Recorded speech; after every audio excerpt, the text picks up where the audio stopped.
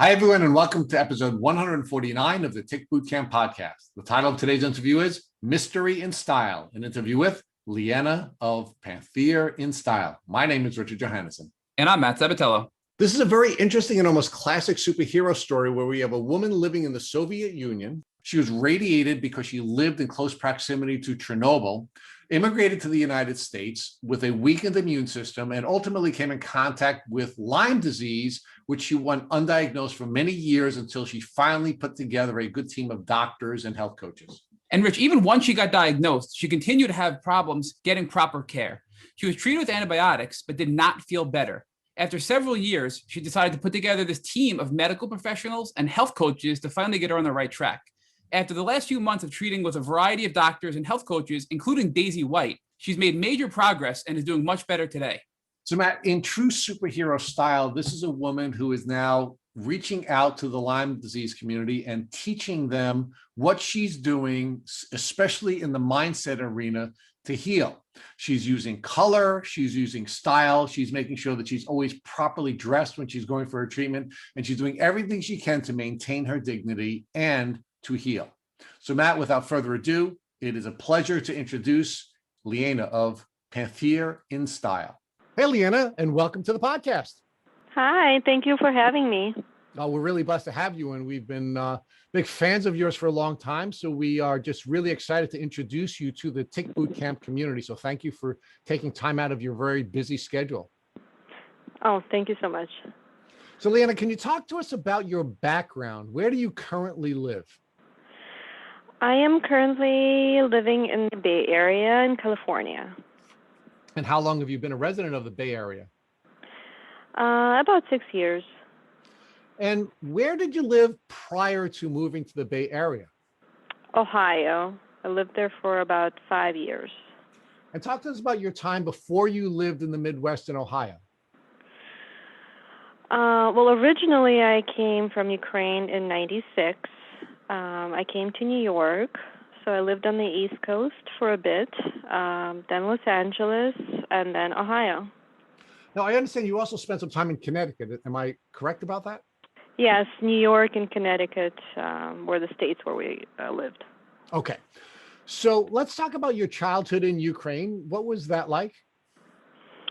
Well, it was a wonderful childhood. I had, my parents were really loving, and I grew up in communist country, and even with everything going on politically, they gave me a great upbringing.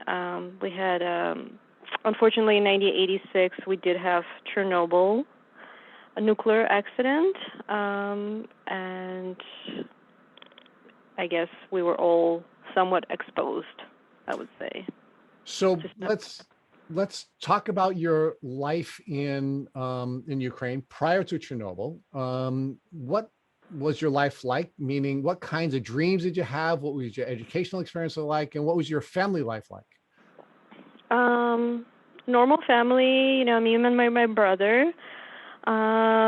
Growing up, just going to school. I also was a gymnast for a bit of time. I was a dancer.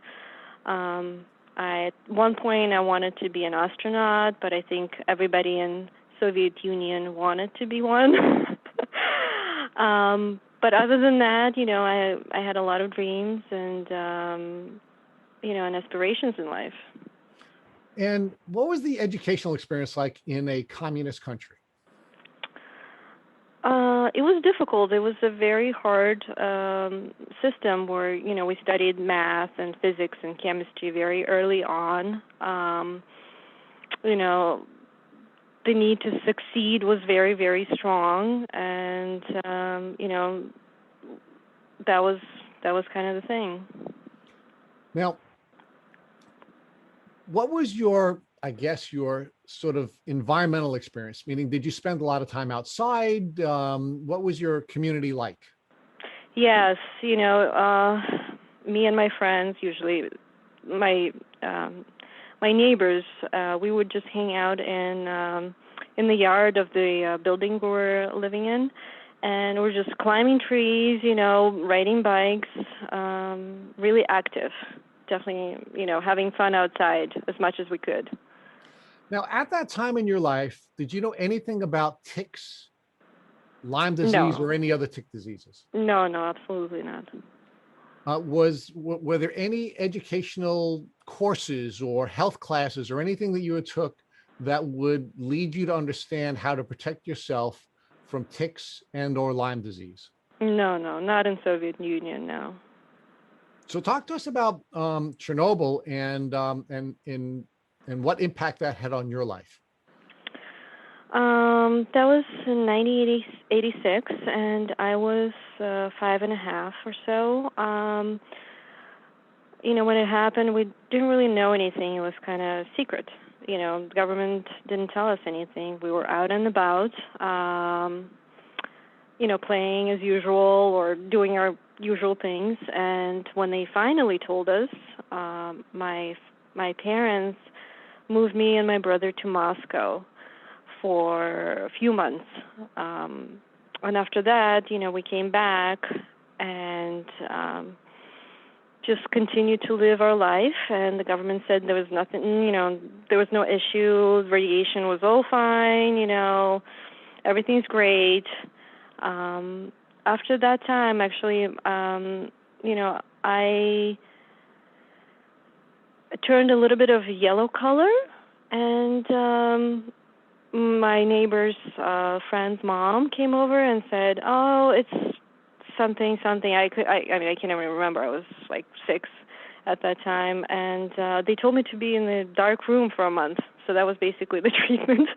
So I have no idea what happened, or I'm thinking it was due to radiation. That was my experience.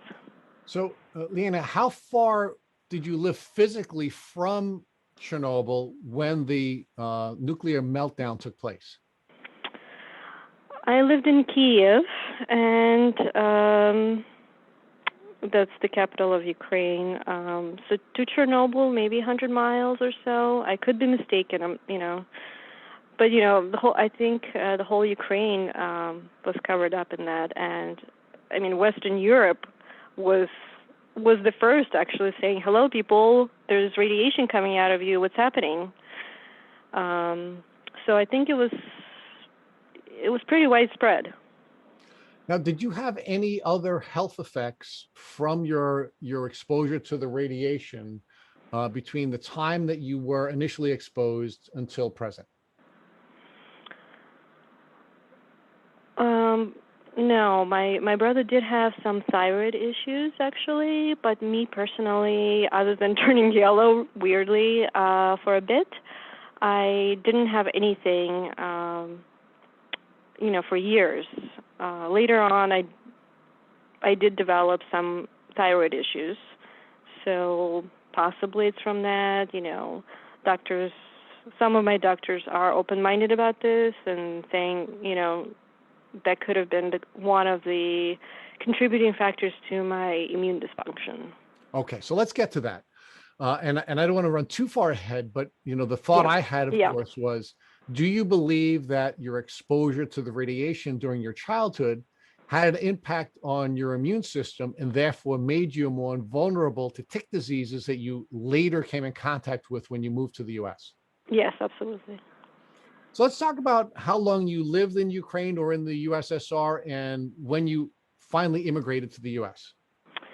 Yeah, I immigrated around, it was in 96, so about 10 years after Chernobyl. I came to New York, and I lived in New York for a few years, and then moved to Connecticut.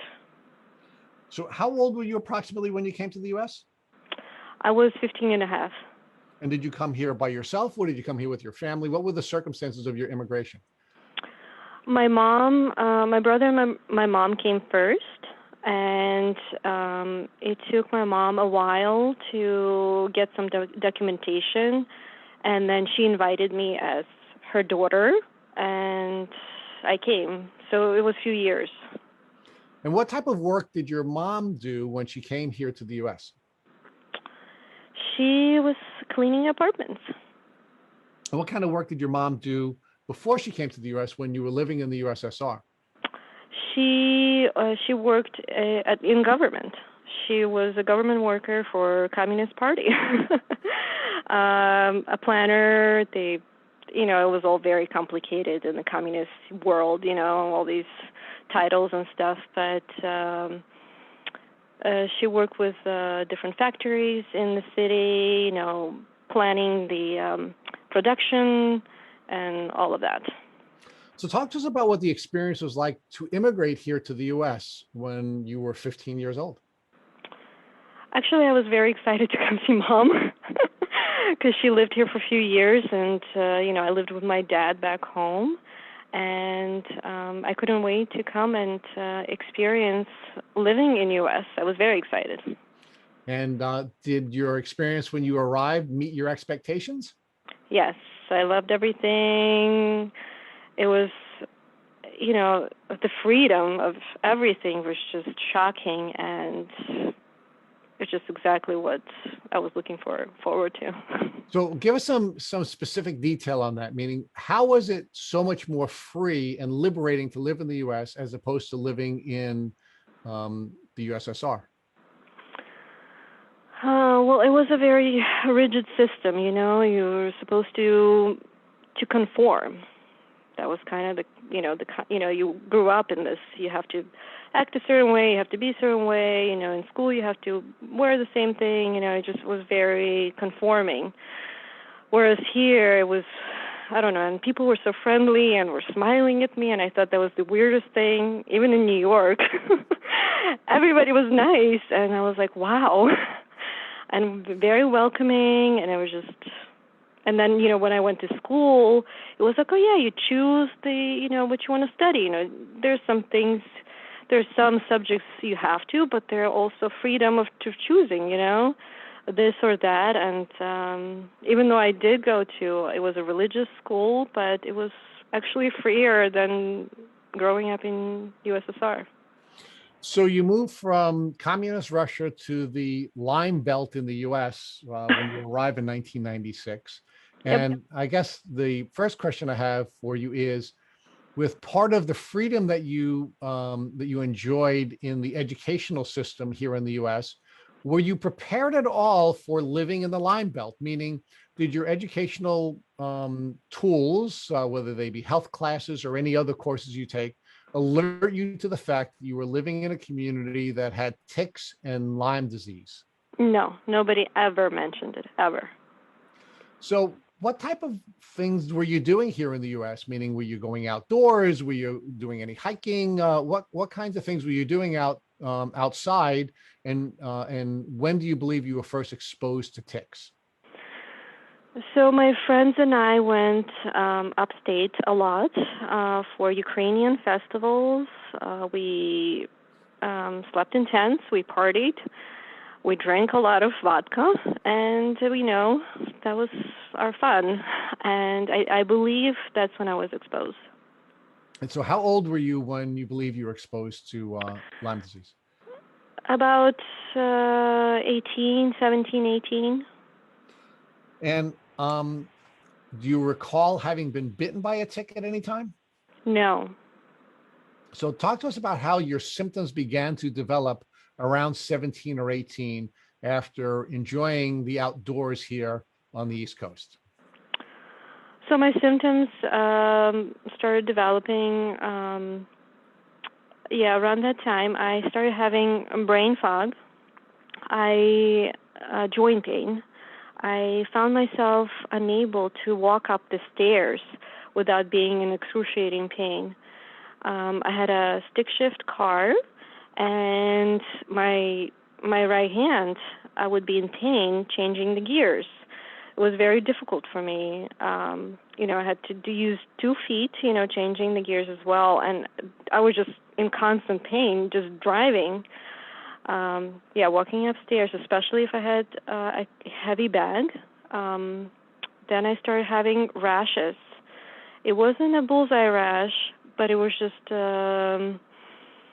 these red, round rashes on my arms and legs, and they were very itchy. and yeah, the fatigue that was started developing at the same time. I was a dancer, and all of a sudden I was having trouble dancing. Like it was just no energy at all. So did you seek medical treatment for any of these symptoms that were developing when you were in your 17th, 18th year of life? I waited a bit, I thought it would go away, but yeah, in about a year, I started going to doctors. I went to a dermatologist, and they said, "You're probably reacting to a shampoo or soap," and told me to change it. I went for arthritis to check, if I have arthritis. They said, "Nope, nothing." Um, Fatigue, I kind of mentioned to all the doctors. They kind of brushed it off. They said, "Oh, you're in school, you're a student, blah, blah, blah, there's just normal." So when you came to the US, what were your new dreams? Clearly when you were in the Soviet Union, you were dreaming about coming to the US and having the freedoms. And now you have all these freedoms here in the US. What kinds of new dreams did you have? I wanted to be a psychologist. I wanted to help people and adults and children. It was just something I really wanted to do. And why did you feel called to be a psychologist? I always wanted to understand the human mind, and as much as I can. And I thought, I've always been driven to help people, and I thought that would be a great profession to do so. So now when you were graduating from high school, did you move on to higher education in pursuit of your desire to become a psychologist? Yes, I went to college. I majored in psychology. I took a minor in criminal justice because at one point I did want to become an FBI agent to do psychology profiling for FBI. So I studied in college all of that, and then I went to grad school to psychology, doctorate in grad school. So talk to us about how your symptoms were developing during that window of your life after you graduated from high school, now during both your undergraduate and graduate studies. In college, I definitely had them, but I kept just pushing through. I was a type A perfectionist. I can do this. I worked, I studied, but in grad school, that's when they started getting so much worse that I couldn't. After first year, I was struggling, and I started seeking more help, going to more doctors, trying to figure this out. My brain fog just increased so bad. I couldn't really study. I slept horribly. I woke up, unrefreshed. I was dragging. I was seeing patients, and then I was just sleeping in between. We had everybody had their little rooms, for seeing patients, and I just slept in some between the appointments. So it was it was getting very difficult. So Lena, you indicated that you had lived some time in your life in Connecticut as well. What window of time in your life did you live in Connecticut? Yeah, it was 2000. We got married. My husband and I, we got married, and we moved the next day. So that was 2004, August 2004. Okay, so let's sort of unbox that part of your life. So you when did you meet your husband? Was this when you were in college, when you were in graduate school, or some other window of your life? I was in high school. That's when I met him. Oh, okay. And so you, where were you when you had gotten married? What stage in life did you get married in 2004? You mean how I felt, or? No. Where I was in. Oh goodness, I think I was in grad school, but I might be mistaken. It might have been college. Were your symptoms having an impact on your relationship with your husband, who you had met when you were in high school? Yes, definitely. I couldn't do as much. I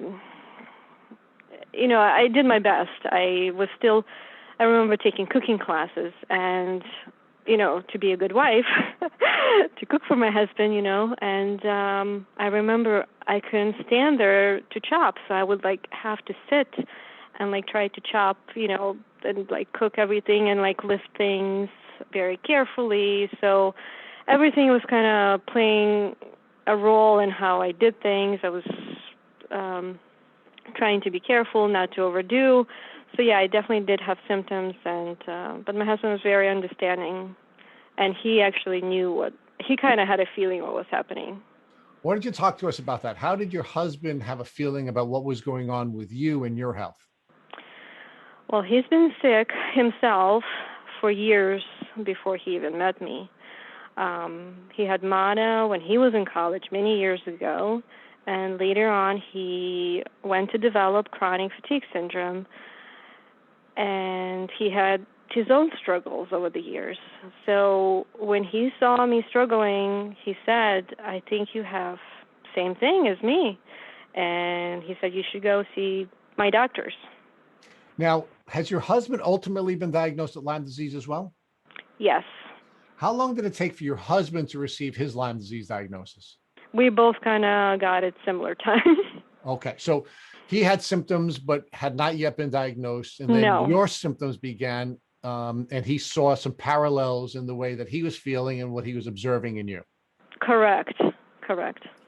So now when you started going to your husband's doctors, were they misdiagnosing you in the same way that they had been misdiagnosing him? Yes. We were exploring the viral part, and we both actually did have Epstein-Barr virus active, and we were getting diagnosed as CFS. None of them were looking at Lyme at that time. So now you indicated that almost immediately after getting married, you left New York and you moved to Connecticut. Yes. When you moved to Connecticut, were you given any information about Lyme disease or ticks that would have allowed you to protect yourself from being reinfected with Lyme disease? No. Now, Nothing. Now, do you believe that you were infected when you were 17 or 18, or do you believe that it's possible that perhaps you were infected based on your relationship with your husband? I believe it started when I was younger. It's possible I kept getting reinfected later on. And one of the doctors I saw recently, she kind of said the same thing, that she thinks that I've been infected a few times. Now, do you believe that perhaps your husband was otherwise compromised, and then after starting a relationship with you, perhaps he was infected with Lyme disease based on his relationship with you? Yes, possibly. It is. Yeah, it is all very, very possible. Okay, so now you said when you were in graduate school, things really got bad. Yes. How long after your marriage was the development of the really bad symptoms that resulted in you finally crashing? Well, after 2 years in grad school, I had to quit. And I was already married at the time for about a year to 2 years or so. And I decided to take some time off to get better, and I wasn't.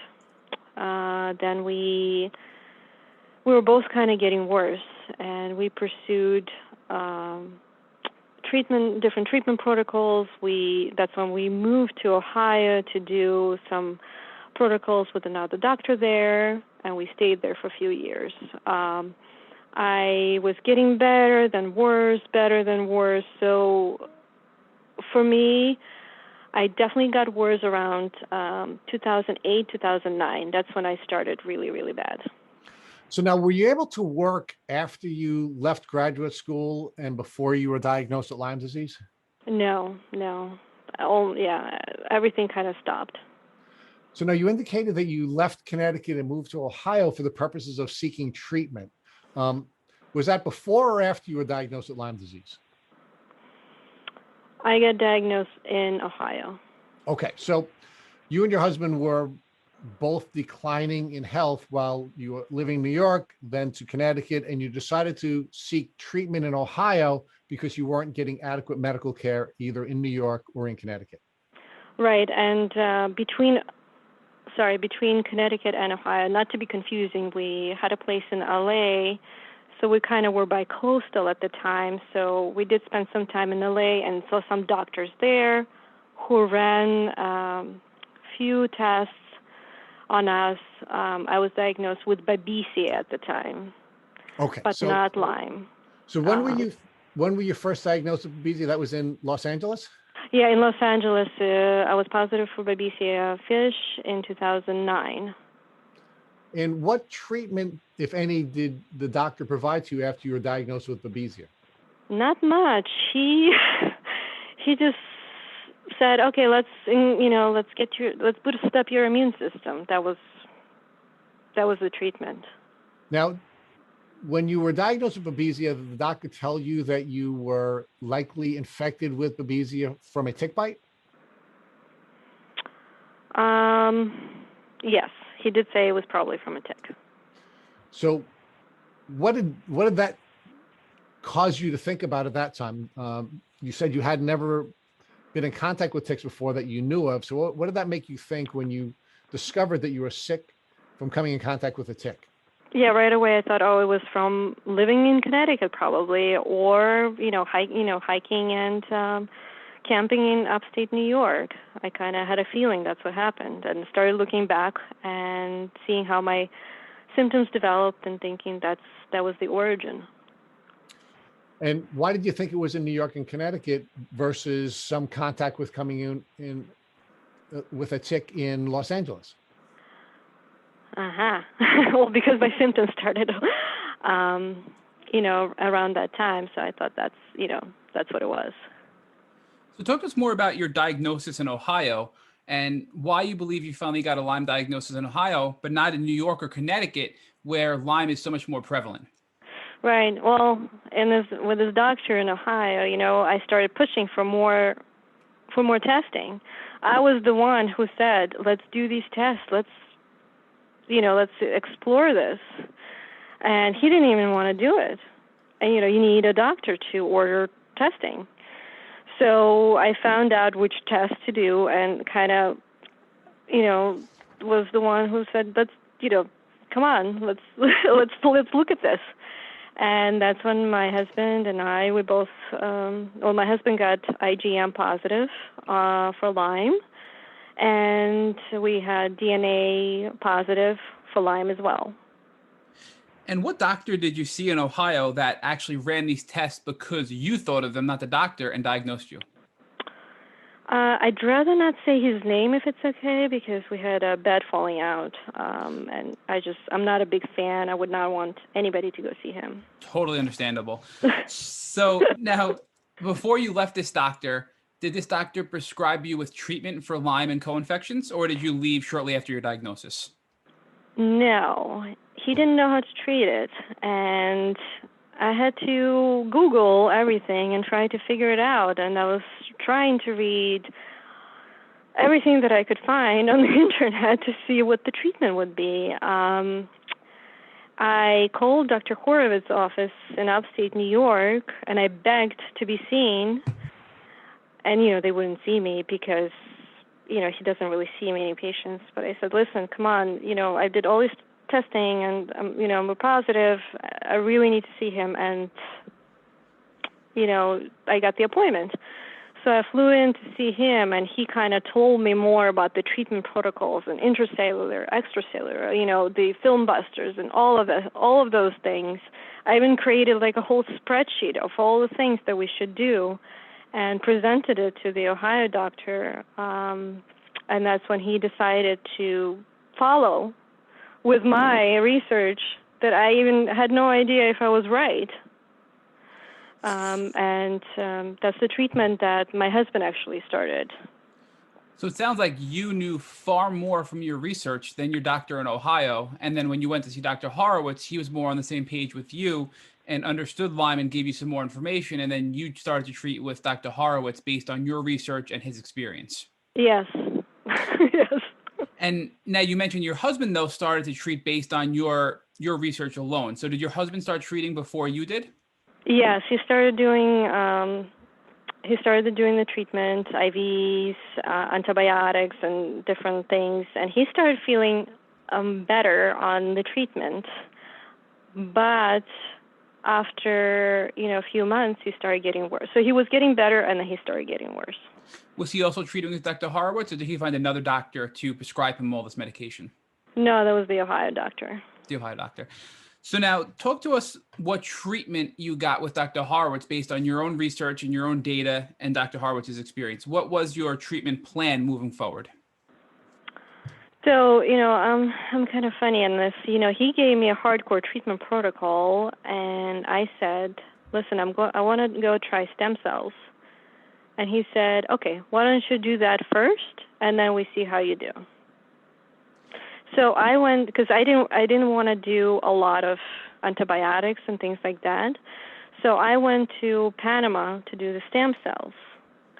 And I felt a bit better after that. So I wanted to wait on antibiotics and all of that and see how I do. Walk us through what that was like. Not many of our guests have had stem cells or gone abroad to get stem cells. So what was that experience like for you going there? Was it something where you felt better pretty quickly, or was it a gradual progression of your health? It was a gradual progression. I started feeling slowly better over the months, and my strength came back a little bit. My thinking, my cognitive function came back a little bit more. I could do more in the day. So definitely was helpful. And now that you started to kind of plateau, so your stem cells helped a little bit, but you obviously weren't symptom-free yet. Did you go back to Dr. Horowitz and start some other treatments? No, I started actually antivirals at the time, acyclovir for my EBV, and that also started helping me. So I was trying to avoid antibiotics as much as possible, not to destroy my gut, basically. So I was circling around, and acyclovir really helped me as well. And were you still a patient of Dr. Horowitz at this time, or were you working with another doctor as well? I started working with another doctor in California. And now you felt a little bit better again. So here you are with stem cells getting a little bit better, plateauing. Now you're taking these antivirals, feeling a little bit better and sort of plateauing. And then what did you do next? We moved to California, and I was feeling much better. I actually started driving the car again. I was walking a little bit more, and then one day I'm overdoing it, and next day I wake up and it's like a bus hit me. I cannot move. I'm in sweats. I can't think. It was a horrible relapse, and that was about 6 years ago. And now you're in California, I believe you said you have this relapse. So what did you do at this point? Did you go back to your original doctor? Did you find a new doctor? What were your plans and actions at this time? Just to survive day by day. I was pretty bad, and I kind of learned to rely on myself over the years, so I kind of rely on my knowledge and try to pull myself out of relapses based on what I know. So I just started some supplements. I went back to acupuncture, craniosacral therapy, chiropractor, and slowly I stabilized. After a few months, I stabilized, but I did not come out of that relapse. I wasn't as good as before, for sure. I was still pretty bad. So did you essentially plateau again, where you had this relapse, you were really bad. You, again, intuitively did your research and knowing your body did the right things to help yourself bounce back, but then plateau at a point which was still worse than your than your pre-relapse state, it sounds like. Yes. And that's when I was trying to get a plan of action. What do I do? How do I get back to my pre-relapse stage? How do I help me and my husband? And that's when I reached out to Daisy White, a very well-known health advocate in the Lyme community, and asked her if she would help me try to get a game plan, and she did. And I've been getting better since she started helping me.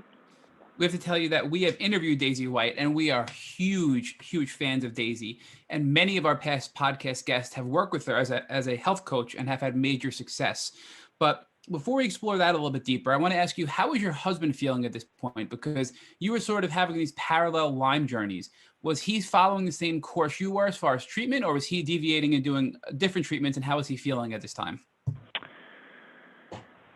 He hasn't been feeling good for a long time. In Ohio, he got worse and worse and worse. He had a PICC line for all the antibiotic IVs for Lyme, and that got infected. He went into sepsis, and I thought I was going to lose him that night, and he was shaking, holding my hand. We called 911, and they started antibiotics. They pulled the line, and he pulled through. But he was never the same after that. That took a huge toll on his body. He got weaker. He wasn't himself. It just was really bad. And after that, he was struggling. He ended up in the hospital 2 more times, where he was, and each time he just got worse and worse. And in the hospital at one point, the nurse kept looking at me like I was harming him. They actually had to call a psychologist to watch me at night to make sure I'm not harming my husband. So I was made like a pariah. Because why does he keep landing in the hospital? Well, what are you doing to him? We are so sorry about your husband's health, and just to explore that a little bit further. So these doctors at the hospital felt you were doing something to your husband in a malicious manner because It sounds like they didn't believe in chronic Lyme disease. So it must have been the wife who's making her husband keep getting sick. It sounds like. Yes, and I would be there because he really needed somebody at all times to help him, go to the bathroom, whatever. And I just stayed on the couch in the hospital, and they had somebody watching me. Do you think that your husband's health journey and the fact that all of these doctors at the hospital felt you were somehow harming your husband had a negative impact on your own health and sort of prevented you from advancing at a level that you could have without that additional stress from your doctors, your husband's doctors, and all that doubt that your husband's medical team had given you? Yes, unfortunately, I do think that part of my life has definitely put such a huge stress on my body that it's definitely prevented me from getting better as much as I can. And, personally, from my own experience and from speaking to a lot of others here on the podcast, we've learned that healing is a physical and an emotional journey. So do you feel that, from an emotional standpoint, you've had to address your emotional health and your physical health to heal from Lyme disease? Absolutely. And, I've always been a positive person and always hoping and, taking care of my husband at the same time as trying to take care of myself has been draining on all levels, and definitely addressing all of them is something that I have been doing. And now to kind of catch up to where we were with Daisy, you finally find Daisy White, who is an amazing health coach and has helped countless Lyme disease patients. What was that experience like, and how is it different than anything you've ever done before in your Lyme journey? Well, I texted her because I couldn't really talk much on the phone these days. And, I said, okay, let's do this. And she said, you sure you don't want to, hear my voice? And we're still joking about it. And I said, I'll live with it, And I didn't even know, I just took a chance because, I was in a dump. I was like, this is, I need to do something and just, focus and get help. Because I've always relied on myself and trying to figure this out. And it just became so draining that I couldn't do it anymore. And especially when, you feel like crap, you can't do it. Admittedly, I have to say that in the beginning of my Lyme journey, I just never saw the value of a health coach. But after almost 150 podcast episodes and advancing in my own health and really self-reflecting, there is a major, major advantage to having a health coach work with you, which really I believe will help shortcut you to a better health state in a quicker time than you could on your own.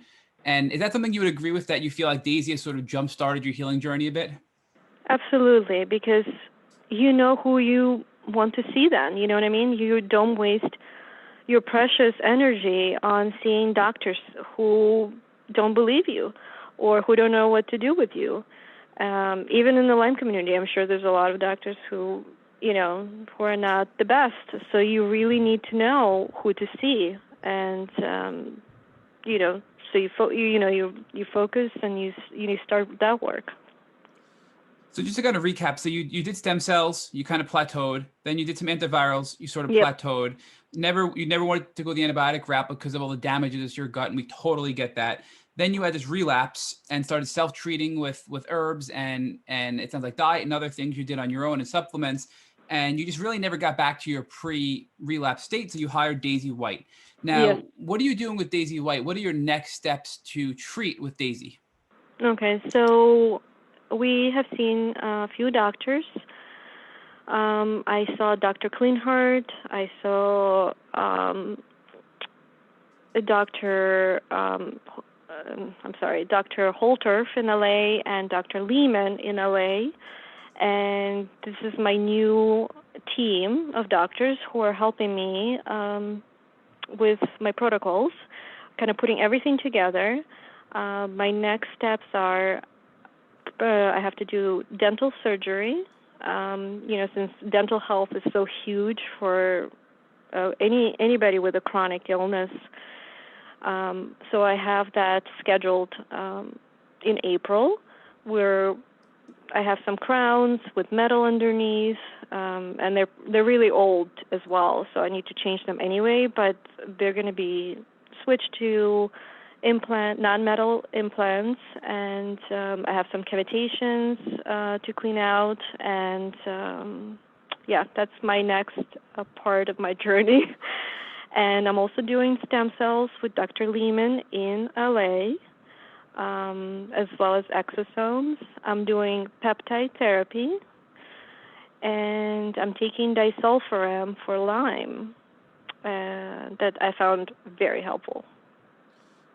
Disulfiram seems to help a lot of people with their Lyme disease, but it sounds like something that has to kind of start very gradually, and you have to sort of get your feet wet to make sure that you're going to respond well to it. So is that the approach you took with Daisy, where you kind of tried disulfiram to see if it was going to be a good fit for you, and when you had some positive results, you just kind of went a little bit further with it and continued on with the treatment protocol?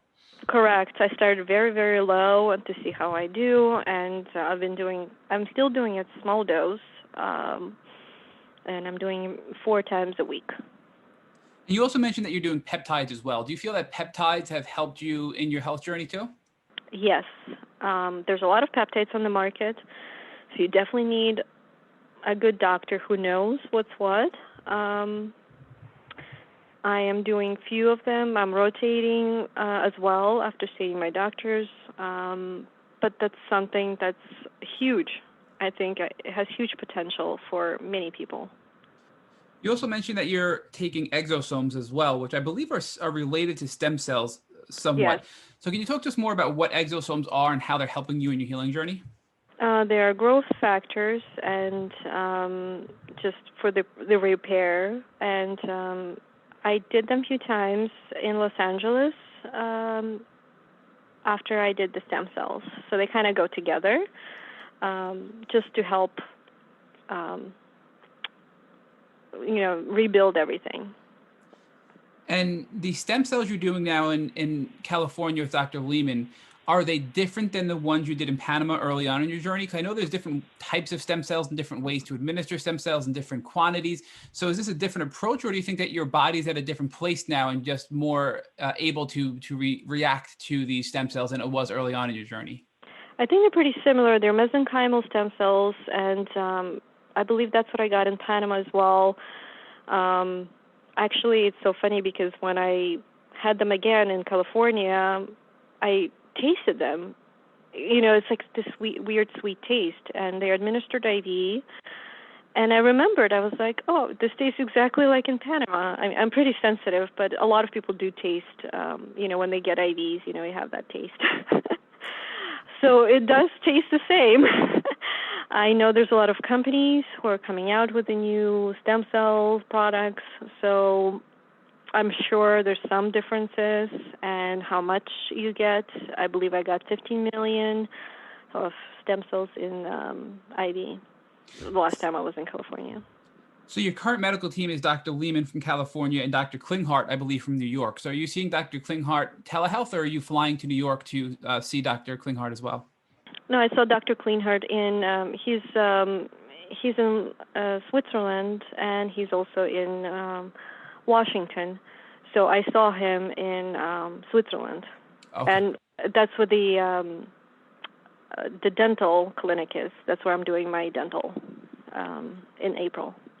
So talk to us more about that, because many people are doing a lot of things and aren't getting better. And we've heard a lot about your dental health and your oral health really having an impact in preventing you from recovering from Lyme disease, and a lot of toxicity that could exist from cavities and fillings and things like that. So if people are curious about this, how can you explain why your dental health could have such a negative impact on your healing from Lyme disease? I am new to this as well. It's kind of been in the back of my mind. I did not want to deal with it because I've been traumatized by dentists and dental work. So, when Dr. Kleinhardt said you have to do this to get better, you're stuck, you really need to get your mouth clean, so, the treatments would work better. So I finally, and Daisy also is like, hello, you have to do this. So I am totally traumatized from my past experience with the dentist, and I flew to Switzerland to see the clinic, to get comfortable, and they were incredibly nice and explained the whole process and how important it is to your whole body, health.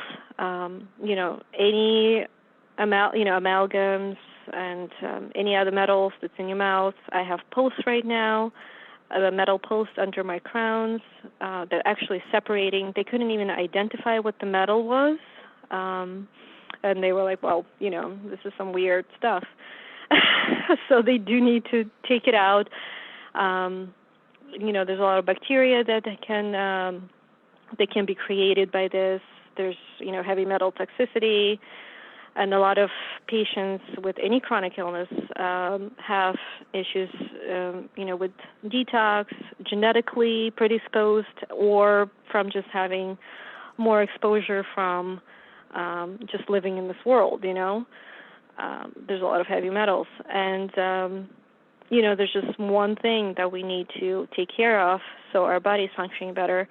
Cavities, if there's root canals, they're also, that's breeding ground for more bacteria. And I did hear that a lot of Lyme and co-infections do live in your jaw. We've actually heard from past guests that have had their saliva tested and, cells from their mouth tested, and they've actually found the spirochetes in their saliva and in their gums. So I think it's pretty well established that Lyme likes to sort of settle in your mouth as well and in your teeth. So my takeaway from what you've basically explained so far with your Lyme journey is you were sort of researching on your own, and you're obviously very smart, and you've came up with a lot of good information on your own, because Lyme healing is very difficult for people in this world, especially with it being so controversial. But then you partner with Daisy, and you have this whole body approach. So you're using stem cells to repair your body, exosomes to kind of help repair as well. You're removing things that are keeping you sick, like all this dental work to kind of remove this constant toxin load in your body. And you're also using disulfiram to kill off the Lyme bacteria and potential other bacteria, using antivirals to reduce the viral load. And all of these things together are now having a positive impact on your health from a whole body approach to heal the body rather than focus on one particular thing that may be wrong with you. Absolutely. And that's how every patient should be approached by any doctor out there. We're individual people. We come with our own genetics and our own environmental exposures, and we just everybody needs to get as much testing as possible to get to the root causes. Look at mold, heavy metals, candida, viruses, bacteria, and all sorts of things, and hormones, and try to get a comprehensive plan and go at it. Let's talk about that for a second, hormones, because Lyme seems to really alter hormones and create either a fight or flight mode where people get stuck in, or really impact people in a negative way. And I don't think enough people really think about their hormones when they're staying sick with Lyme disease. Can you talk more to that point and what people should look at from a hormone perspective if they're still ill from Lyme disease? Yes, definitely looking at adrenals and thyroid, one of the major hormones that a lot of chronic illness patients have issues with. Adrenals are constantly getting stressed if you have a lot of heavy metals or a lot of viral or bacterial load, and we definitely need to support them. You can do cortisol testing, a saliva cortisol test 4 times a day to see what it is. That will show if you're in a fight or flight mode, or and what you need to do. For thyroid, usually doctors will just run TSH, and that's not enough. You need to look at the thyroid antibodies. You need to look at reverse T3, total T4, and just do the whole thyroid panel to see what it is, and that gets missed a lot. You have given us such a clear picture here of so many different parts of the body that have to be addressed. And when we say Lyme disease, it really is not just Lyme, right? There's so much more to the picture. And I think you're addressing all of those components. And I know you're just really in the middle of this now with this whole body approach, but are you seeing any results now? Or do you think that you're just too early in this journey and you may be having some Herxing reactions at this point? But I'm trying to get an idea of where your health is at today, and where you see yourself being in a few months from now and a year from now working with Daisy White. I am definitely better than I was about 2 years ago when, I contacted Daisy about a year and a half or to 2 years. I can't remember now. And, I couldn't even talk at the time. And when I saw her, I could barely even spend a few minutes with her. So I'm definitely better. I can have a conversation with you guys on the phone. I can... not too long, but I can still do it. And, I can walk a little bit more. I can do more things during the day. So definitely a stable improvement. Of course, if you have a Herx reaction, you'll have a setback. But, you just gotta keep going. And for me, I feel like I'm finally on the right path. I'm finally doing all the testing. I'm finally addressing as much as I can and treating and have a comprehensive plan. After my dental surgery, which I'm not looking forward to, but I'm looking forward to time right after it where I can, I feel like that will be a major shift in my body. And, I'll keep going at it. Lena, I'd like to talk to you a little bit more about your health coach. And as Matt had shared with you, we think very highly of Daisy White. Can you talk about some of the other things that she's done with you in coaching? You indicated that she's helped you to find new doctors. But one of the things that we admire about health coaches, and that's more of a West Coast and an East Coast phenomenon. We never heard of health coaches here on the East Coast. Is that they can push you further than you'd push yourself. So can you talk to us about how Daisy's helping you to, for example, do things like go forward with your dental surgery that you wouldn't have done without the help of a coach?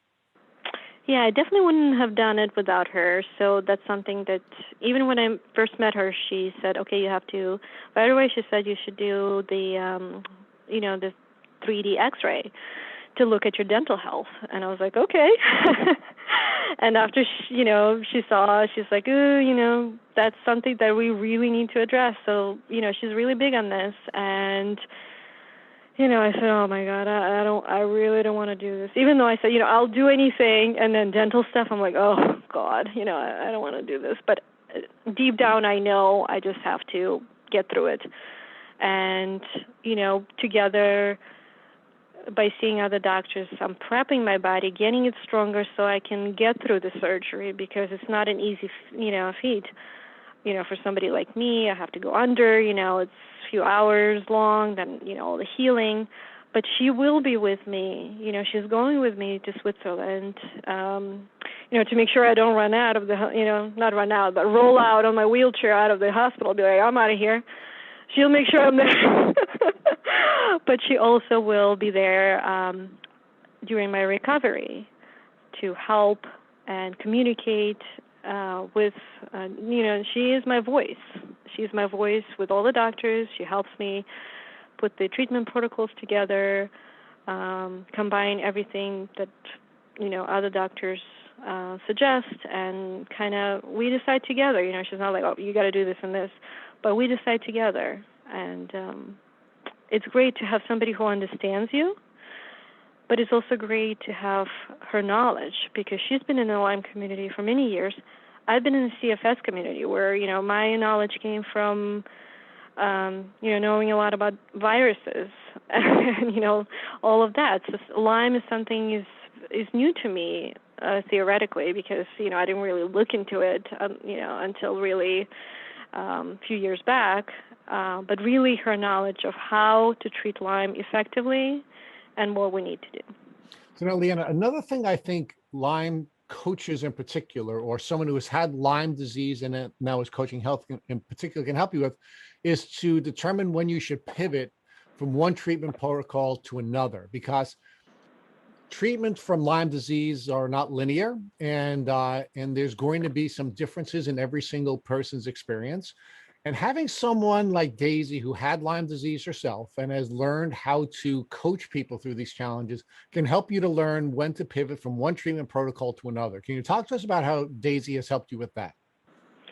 Yeah, absolutely. If something's not working, I've hit a plateau, or I'm not sure on the dose, or, I can always talk to her, and, she'll say, okay, let's increase, decrease, stop, let's see, let me talk to the doctor, let me see what's, what the next step should be.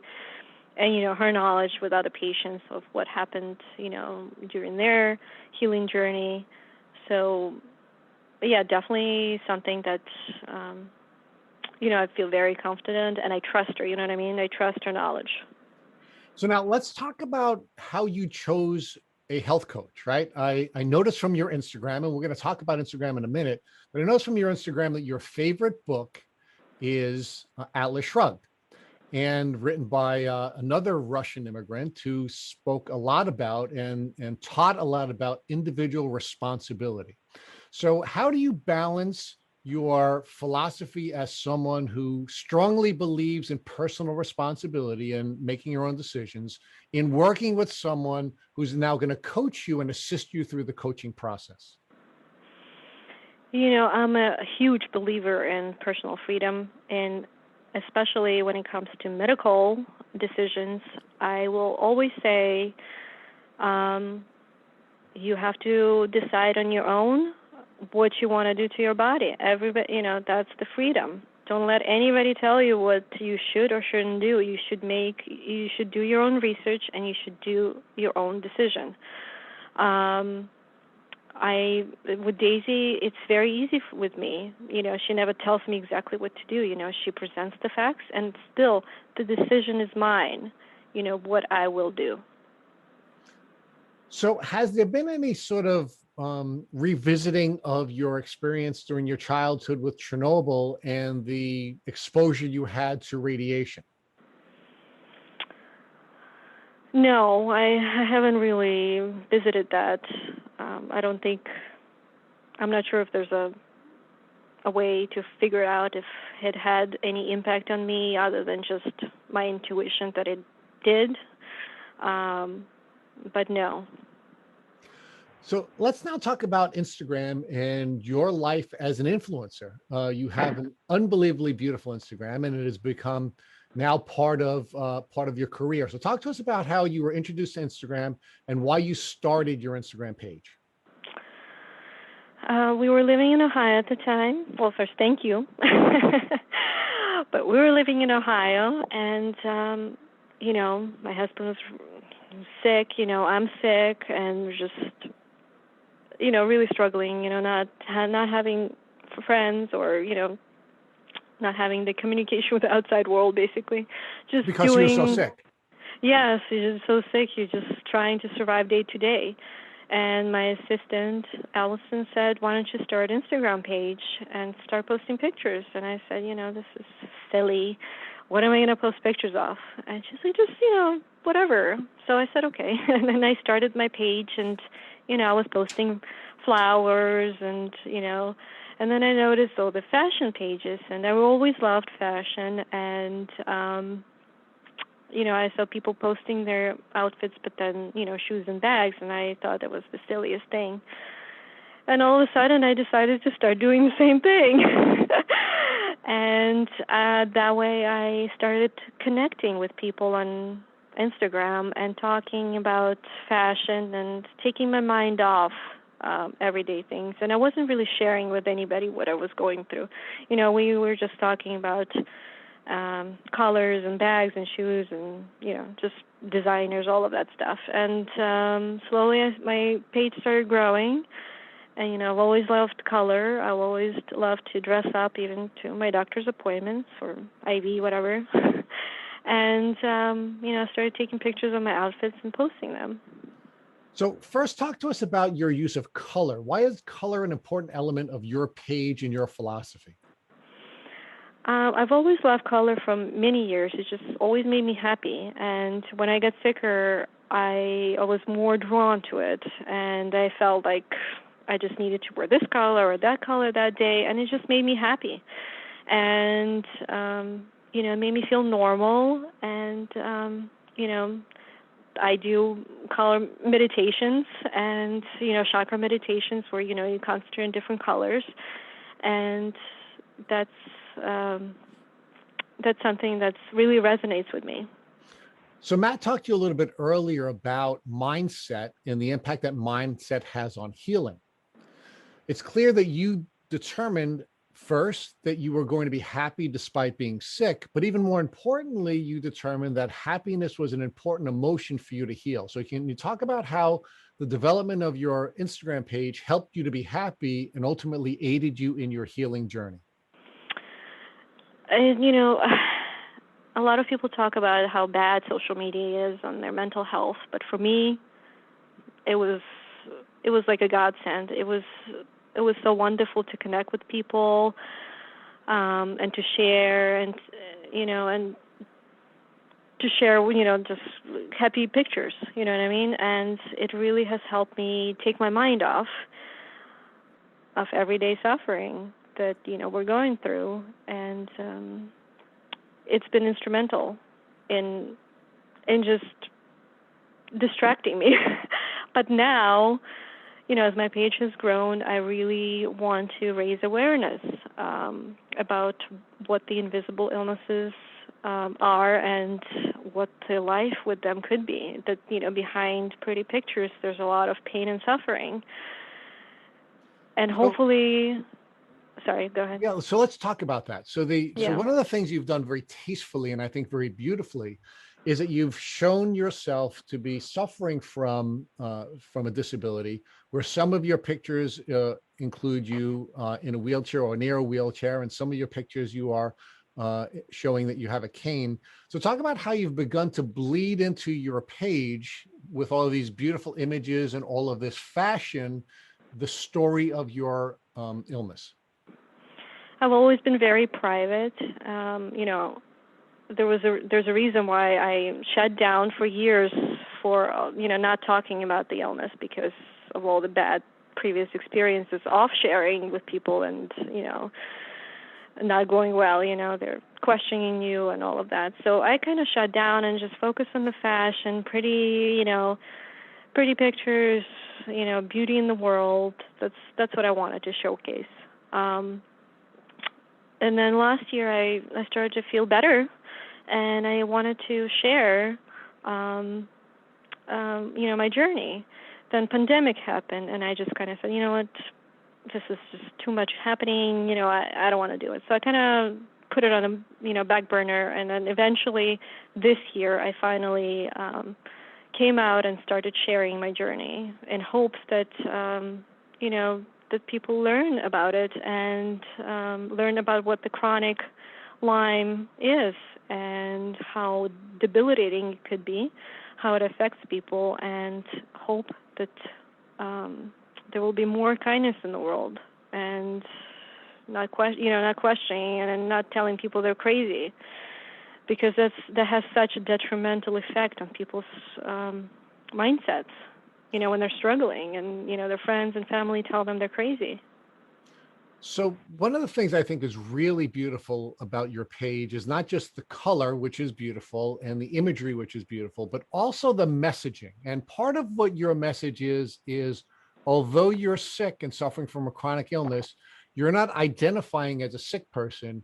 You're identifying as a powerfully happy person who's very fascist conscious. So can you talk to us about how you're not only encouraging people to understand more about chronic illnesses and be more sympathetic to people who are going through these challenges, but how you're also trying to convey the message that happiness and identity are very important elements of healing? Absolutely. We're not we're not just one thing. For me, it's important for me to tell people to hope and to dream and to do their best, even though I know it's so incredibly difficult to get through each day. When you're sick, or when you have any other illness, or really any other issue in life, it's so incredibly important to try to focus on positives. And I know we all have our days, and that's okay. You know what I mean? But just overall, just to keep hoping and dreaming, and to keep going forward. Now, part of the way that you convey this identity of both being happy and being something other than identifying with your illness is that you get dressed up before your treatment. So we've seen many photos of you portrayed on your Instagram page where you're hooked up to an IV or you're getting some other form of treatment. You're dressed beautifully. So can you talk about why you're using the colors and why you're dressing the way you are when you go for your treatments? Yeah, it just makes me feel normal. It's like a human being it's just something that's important for me to do. Some days, and in the past, I didn't have energy to even dress up. So for me, that's like a win. That I can do it myself.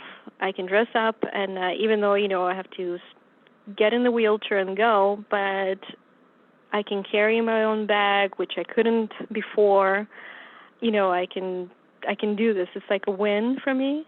And also it just makes me feel like a human being, like normal. So can you talk to us about what your plans are for the future of your page? Because little by little, you are now introducing many powerful concepts about identity and mindset and small wins and small victories and all of these other types of very important emotional and mindset concepts. What is the future for your page, and how are you going to help the community in addition to both the awareness and the treatment issues you've discussed? I will see how it goes. Usually I try not to plan these days as much because plans backfire a lot of times for me personally.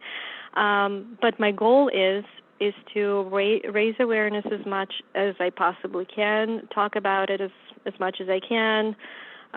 Talking to you guys is something that's, like a huge first step for me, telling my story.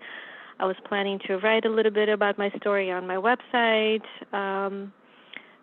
Just, combining fashion and treatments, talking about what goes behind the scenes, a little bit more. So yeah, that's my goal, and we'll see how it goes.